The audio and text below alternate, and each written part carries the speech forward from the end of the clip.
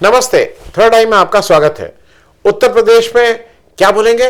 BJP कह रही है एक बहुत प्रतिष्ठित, बहुत दिनों से जिसकी उम्मीद थी, एक बड़ा भारी उत्तर प्रदेश में कैबिनेट एक्सपेंशन हुआ। और ये ऐसा कैबिनेट एक्सपेंशन हुआ कि बिल्कुल 2027 के इलेक्शन में बीजेपी के सामने कोई दिखाई नहीं देगा। कुछ इस तरह की बातें मीडिया कर रही है। लेकिन ये क्या एक्सपेंशन हुआ, इससे किसने करवाया, कौन टारगेट था, किसकी वजह से हुआ, इससे लाभ हुआ कि हानि हुई, इसका कुल जमा क्या खर्च है, ये करने से पहले मैं आपको एक दो छोटे छोटे बात, इसलिए क्योंकि वहां से आपको समझ में आएगा कि इस एक्सपेंशन और इसका फॉल आउट क्या होने जा रहा है। उत्तर प्रदेश के दो मैं छोटे छोटे आंकड़े दे रहा हूं। 2021 का विधानसभा चुनाव और 2024 का लोकसभा चुनाव, और मैं सिर्फ दो पार्टी को कर रहा हूं, बीजेपी और समाजवादी पार्टी। इनके सहयोगी दल की बात नहीं कर रहे हैं। बीजेपी का जो सहयोगी दल है, अपना दल या ओम प्रकाश राजभर की पार्टी, संजय निषाद, इनको नहीं कर रहे हैं। इधर कांग्रेस को इनका सहयोगी के रूप में नहीं, सिर्फ सामने सामने दो पार्टी, बीजेपी और सपा। तो 2022 में 403 उत्तर प्रदेश की विधानसभा की सीटें, बीजेपी 255 सीट जीती थी और बीजेपी का वोट शेयर था 41.3%। ये इंपॉर्टेंट इसलिए है कि आपको बहुत सी चीजें फिर आसान से समझ में आ जाएंगी। और इसी में नीचे अगर आप देखिए तो समाजवादी पार्टी की 111 सीटें, वोट परसेंटेज 32.1, करीब करीब 9% कम वोट और सीटें 111। अब आ जाइए 2024 का लोकसभा इलेक्शन।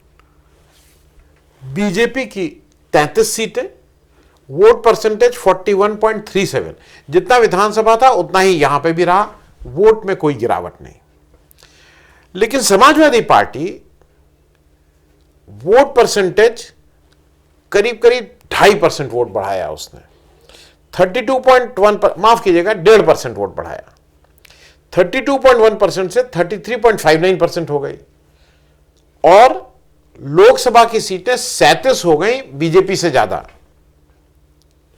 यह मैं सिर्फ आपको इसलिए कह रहा हूं कि जो फर्स्ट पास द पोल जो होता है, जिसको सबसे ज्यादा वोट मिले वो जब चुनाव जीतता है, तो चुनाव में दूसरी पार्टीज को क्या वोट मिलना है वो भी काउंट करता है। बीजेपी ये सारा मंदिर मस्जिद का झगड़ा लगाने के बाद, राम मंदिर बनवाने के बाद, सब कुछ करने के बाद वही 41% के अगल बगल घूम रही है, उसके आगे नहीं बढ़ पाई है। अब ये मैंने आपको इसलिए एक आंकड़ा दे दिया कि आपकी ये बैकग्राउंड समझ में आ जाए। अब एक दूसरी भी छोटी सी चीज इसलिए क्योंकि उसको भी समझ लीजिए। ये दूसरा जो आप देख रहे हैं, इसमें उत्तर प्रदेश को 6 हिस्सों में बांटा है। वेस्टर्न यूपी में कुल 71 सीटें, बीजेपी 46, सपा 25, रोहिलखंड वाला इलाका जो है, बरेली, मुरादाबाद, ये वाला जो रामपुर वाला इलाका 52 सीटें, 29 बीजेपी, 23 सपा। यहां पे सपा मजबूत है, ठीक से टक्कर दे रही है। ब्रज 65 सीटें, 52 बीजेपी, 13 सपा। अवध 82 सीटें, 63 बीजेपी, 14 सपा। बुंदेलखंड 19 सीटें, सपा साफ, बीजेपी 19 में 19। और ईस्टर्न यूपी जब आप आ जाते हैं तो 114, सबसे बड़ा रीजन है ईस्टर्न यूपी, 114 सीटें। ईस्टर्न यूपी इसलिए भी इंपॉर्टेंट कि यहीं से योगी आदित्यनाथ जी भी आते हैं, यहीं से प्रधानमंत्री की सीट बनारस में यहीं पे है, यहीं पे उत्तर प्रदेश के जो करंट उत्तर प्रदेश अध्यक्ष हैं बीजेपी के, वो भी ईस्टर्न यूपी से। ये सारा कुछ ईस्टर्न यूपी वाला मामला है। तो 76 सीटें बीजेपी, 38 सीटें सपा। अब एक आखिरी चीज देख करके फिर मैं इसको शुरू, आपको 2024 के इलेक्शन में एक दिलचस्प बात और हुई थी कि कुल 403 सीट में किस विधानसभा में कौन लीड किया था। सपा लीड की थी 184 सीट पे आउट ऑफ 403, बीजेपी लीड की थी 162 सीट पे, 22 सीटें कम। और अगर इंडिया गठबंधन की बात करें तो 224 सीट पे इंडिया गठबंधन जीता था, लीड किया था, और एनडीए 174, तो हाफ मार्क से कम था। ये अब मैं इस बैकग्राउंड के साथ अब आपसे बाकी बातें शेयर कर रहा हूं। एक कैबिनेट एक्सपेंशन हुआ। किसी भी कैबिनेट एक्सपेंशन का एक पर्पस होता है, वो क्यों किया गया वो अभी भी बहुत समझ में नहीं आ रहा है। लेकिन जो मोटे तौर पे बात समझ में आ रही है, वो जो एक अमित शाह का लगातार चलता रहता है कि उसको डिस्टर्ब, इसको यहां, उसको वहां, इसको फिट, इसको यहां, इसको इधर करो, एक किसी को चैन से मत बैठने दो, ये उसी प्रक्रिया का के तहत था। 60 इस समय उत्तर प्रदेश में 60 मंत्री हैं। जो संविधान है उसके अनुसार 60 से ज्यादा नहीं हो सकते हैं, 15% ज्यादा कैबिनेट नहीं हो सकती है। इट इज 60 मैक्सिमम पे है। पहले 54 थे, अब 6 नए आ गए तो 60 हो गए। 23 कैबिनेट है, उसमें से 16 इंडिपेंडेंट, 23 कैबिनेट है, 16 minister of state with independent charge और 21 मिनिस्टर ऑफ स्टेट जो किसी कैबिनेट मंत्री के साथ अटैच हैं। 6 लोग बढ़े हैं। 10 तारीख को शपथ हुई थी, 7 दिन लग गए, 7 दिन लग गए उनका विभाग देने में। और वहां बताया जा रहा था कि भाई, मैं इसलिए कह रहा हूं कि कांग्रेस पार्टी अपना चीफ मिनिस्टर नहीं चुन पा रही है, क्या पार्टी है, आप विभाग नहीं चुन पा रहे थे। एक सरकार जो 4 साल से नहीं 9 साल से चल रही है, उसमें आपके 6 ऐसे मंत्री जिनका कोई बहुत ऐसा नहीं कि उनके विभाग नहीं दे पा रहे थे। आपको 7 दिन लगे उस मंथन में। और जब आपने वो मंथन किया, समुद्र मंथन, तो उसमें से क्या निकला? किसी को एमएसएमई पकड़ाया, किसी को कुछ फूड एंड सिविल सप्लाईज पकड़ाया। लोग आए थे मलाई के चक्कर में। पीडब्ल्यूडी, इरिगेशन, शिक्षा, मोटे विभाग मिलेंगे, गृह, टाटा बाय बाय, जहां से आए हो इसलिए नहीं। हुआ क्या कि ये जो मुख्य बात ये है, ये सारे लोग जो आए हैं जिनको दिया गया है, मनोज पांडे और ये सब अमित शाह जी को, वहां से अमित शाह जी को भूपेंद्र सिंह को बैलेंस करना था, क्योंकि जाट हैं भाई, उधर से आते हैं। अगर भूपेंद्र सिंह गुस्सा ना हो जाए, वेस्टर्न यूपी हैं, तो उनको भी कुछ करना था। और जैसा स्वभाव है अमित शाह का, योगी जी को एक डिस्टर्ब करके कैसे रखा जाए, ये मूल रूप से इसका काम था। लेकिन योगी जी तो योगी जी हैं, वो जवाब अपने ढंग से दिल्ली दरबार का अब तक देते आए हैं। अमित शाह पिछले 10-12 साल से देख लें, मैं कुछ आपसे के साथ 2-4 इंसिडेंट शेयर कर ले रहा हूं। कोई भी अपनी तरफ से फुल टाइम लगे रहते हैं कि कैसे लगातार उत्तर प्रदेश में योगी जी को कुछ डिस्टर्ब करते रहे। उनका टारगेट शायद उत्तर प्रदेश में विपक्ष से ज्यादा योगी आदित्यनाथ है। अब मैं एक एक करके बताता हूं और उसका जवाब योगी क्या है। AK शर्मा जी भेजे गए थे, हाई प्रोफाइल, जिधर आंख देख लेते हैं उधर बिल्कुल विकास, देखते ही विकास होने लगता है। और हाथ रख दिया तब तो कहना ही क्या, वो तो पारस मणि है, हाथ रखा, जिस पे हाथ रखा वो सोना। विकास पुरुष आए गुजरात के इतने लंबे अरसे के बाद, पीएमओ ने खास चुन के भेजे गए हैं और उसके साथ आए कि यहां पे आके जल्दी ही वो सारा कारभार देखने लगेंगे और फिर योगी को रिप्लेस करके वही चीफ मिनिस्टर हो जाएंगे। MLC बनने में लाले पड़ गए, MLC बनने में लाले पड़ गए। और फिर आए तो उस विकास पुरुष को कई साल के तक रोक के फिर उनको दिया गया बिजली विभाग। और उस बिजली विभाग को वो जो कहीं भी हाथ रख दे तो सोना हो जाता था, उसने उस बिजली विभाग का ऐसा कूड़ा किया है उत्तर प्रदेश में किसी से भी, बीजेपी वाले से भी पूछ लीजिए, बिजली विभाग का जो सत्यानाश किया गया है वो उनके नेतृत्व में है। अब दूसरा हो रहा है, सुनील बंसल वापस आ रहे हैं। सुनील बंसल जी जो जब 2017 की सरकार आई, उनके संगठन मंत्री या बड़े नेता, अमित शाह के सबसे विश्वसनीय, लेन देन का सारा काम वो देखते हैं, टिकट सिलेक्शन में उनका एक बड़ा रोल होता है, वो वापस आ रहे हैं, उनको वापस लाया जा रहा है। ये अब चलना शुरू हो गया है। योगी जी को टिकट वितरण से बाहर रखा जाता है। जब बाहर रखा जाता है तो मुंह ही नहीं रहता है। जब लोकसभा में हारे तो क्या कहें, ये क्यों नहीं कहा गया कि इस पे क्यों नहीं आत्मचिंतन हुआ, आत्ममंथन हुआ कि क्यों हारे? जब टिकट वितरण में जो व्यक्ति लीड कर रहा है उत्तर प्रदेश को, उसको नहीं रखोगे तो क्या होगा? कई लोगों को यह लगेगा कि मैं जो बीजेपी के अंदर की लड़ाई है वो जनरली मीडिया नहीं दिखाता है। बीजेपी में अंदर घमासान है, और उस घमासान का एक मुजाहिरा क्या होता है? ओम प्रकाश राजभर और संजय पासवान को, ओम प्रकाश राजभर और संजय निषाद को इस ब्रीफ के साथ रखा गया है कि आपको योगी आदित्यनाथ को लगातार डिस्टर्ब करते रहना है। कोई एक खराब बयान दो, कुछ दो। अच्छा, जिस दिन खराब बयान देते हैं उस दिन स्पेशल जहाज आएगा, दिल्ली जाएंगे, साहब के साथ बैठ के स्पेशल चाय पिएंगे, फिर वापस। कुल ये कि इनको रख के उनको डिस्टेबलाइज करते रहो। केशव प्रसाद मौर्य जो अपना चुनाव हार गए थे, जिनको ये मानना है कि योगी जी ने उनको चुनाव हरवा दिया था इलाहाबाद में, ब्रिजेश पाठक, ये दो लोग अमित शाह द्वारा यहां भेज के, इसलिए कि योगी जी पे लगाम रखेगी। लेकिन योगी जी पे कितनी लगाम ये लोग लगाने में सक्षम है, ये सबको पता है।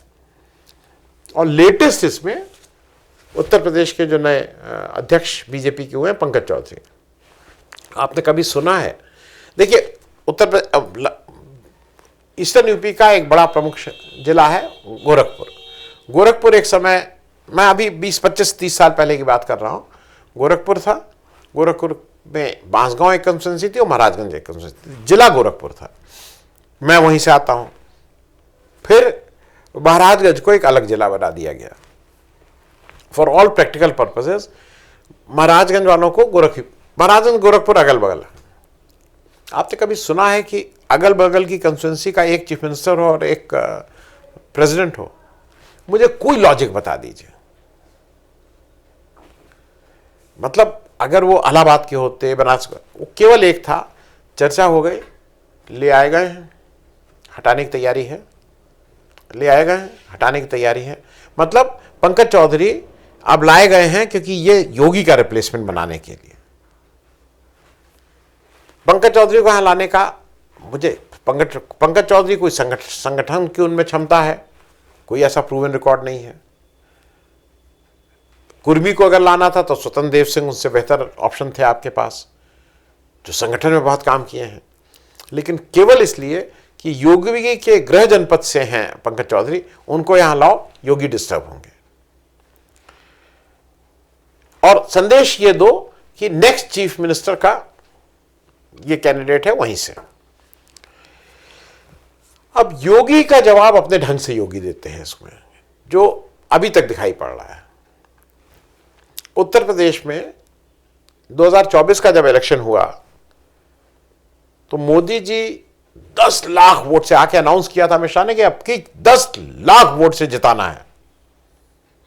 वोट गिर के 1.5 लाख रह गया, और उसमें भी शुरू के राउंड में मोदी जी पीछे थे।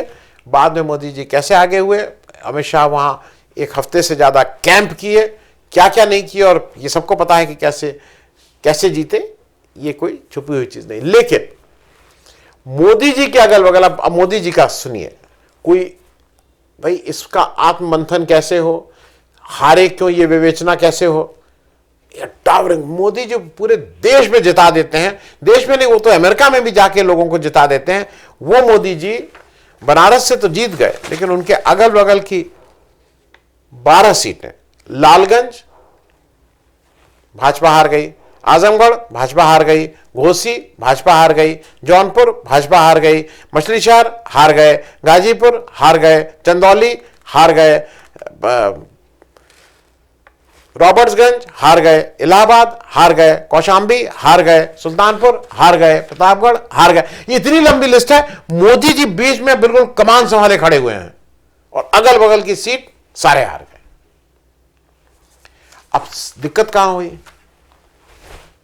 योगी जी गोरखपुर के हैं, गोरखपुर जीत गए, महाराजगंज बीजेपी जीत गई, देवरिया बीजेपी जीत गई, बांसगांव बीजेपी जीत गई, सिद्धार्थनगर बीजेपी जीत गई, कुशीनगर बीजेपी जीत गई। वो छह सीटें जो इनके अगल बगल की हों, जो जिता के ले आए।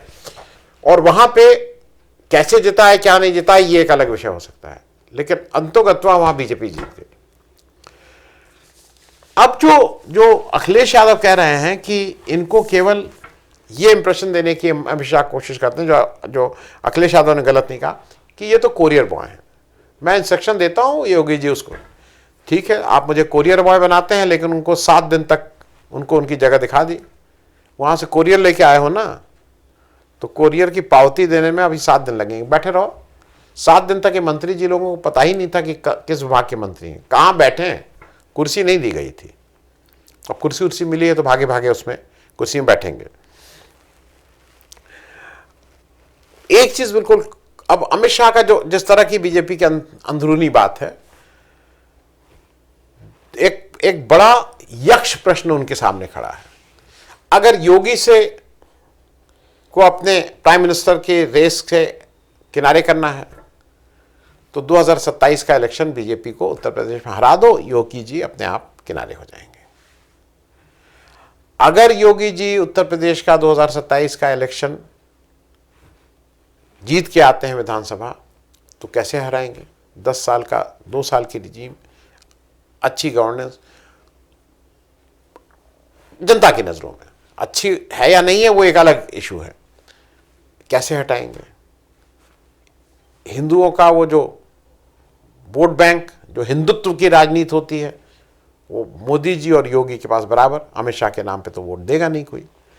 तो इस प्रश्न का उत्तर अमित शाह लगातार ढूंढ रहे हैं, और मुझे ऐसा लगता है कि इस समय जितनी मेरी समझ है, मैंने जितनी बातचीत की, आक्रोश बहुत है, लोगों में गुस्सा है। कल अगर आपने देखा हो, मैं वो वीडियो लगा नहीं रहा हूँ क्योंकि उसमें कॉपीराइट का चक्कर है, उत्तर प्रदेश में लखनऊ में वकीलों के जो चेंबर तोड़े गए, अनाधिकृत बने हुए होंगे, इसमें कहीं कोई दो राय नहीं है, लेकिन उसमें जो जिस तरह से वकील आक्रोशित थे और सब अपर कास्ट थे, और वो कह रहे थे चाहे कुछ हो जाए वोट नहीं देंगे अब की। लोग गुस्सा में हैं, खास करके वेस्टर्न यूपी में तो और गुस्से में है, ईस्टर्न यूपी में भले ही वो हो। मुझे ऐसा लगता है कि सपा को अगर कुछ वर्थवाइल करना है तो उसको मेहनत ईस्टर्न यूपी में ज़्यादा करनी होगी। और इन सबसे अलग हटके जो एक अमोघ अस्त्र बीजेपी के पास आ गया है, उसका नाम है SIR।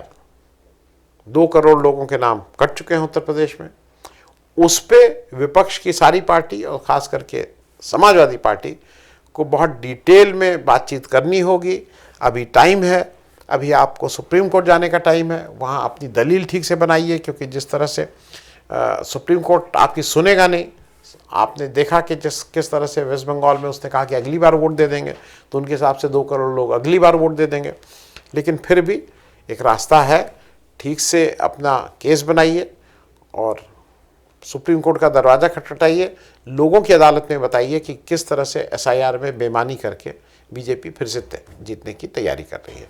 और जहाँ तक रही इन 6 मंत्री जिलों की बात, आपको मुबारक भाई, अच्छी गाड़ी मिल जाएगी। हालांकि मोदी जी का एक तरह से मुझे लगा कि शायद मोदी जी ने कहा होगा कि इनको 7 दिन मत देना, कम से कम गाड़ी का तेल पानी बचेगा। तो कुछ ये भी एक कारण हो सकता है कि तेल पानी बचाने के चक्कर में योगी जी ने आपको थोड़ा लेट किया हो। लेकिन आप लोग क्या नया इस उत्तर प्रदेश में जो मार्च में इलेक्शन होने जा रहा है, अगले 6-7 महीने में कौन सा एकदम से आप विकास की गंगा दौड़ा देंगे, ये देखना होगा इन 6 मंत्रियों के कामकाज पर। थैंक यू सो मच, धन्यवाद।